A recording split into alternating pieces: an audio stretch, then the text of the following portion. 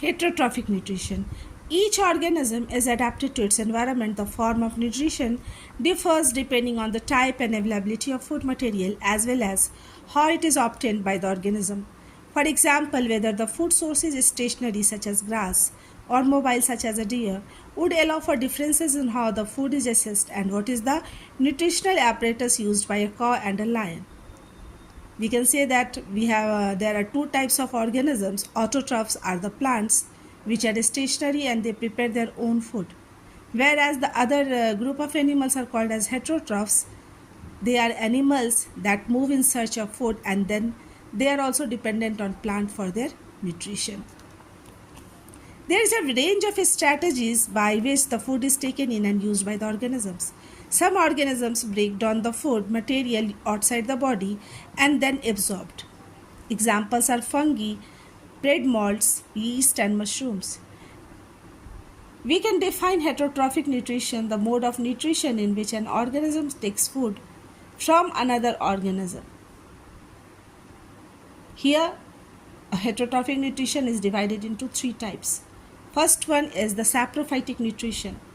In this case, the organisms obtain its nutrition from decaying organic matter of the dead plants and animals. All the decomposers are called as saprophytes. The organisms secrete digestive juices on the food, and after that food is digested, then it is ingested by the organism. We can say that in saprophytes, digestion takes place outside the animal's body. For example, fungi. Now the second mode of nutrition is holozoic nutrition. Other take in whole material and break it down inside their bodies. What can be taken in and broken down depends on the body design and animals functioning. Now another way is taking the complex food material by the animals, and that is the process called as ingestion.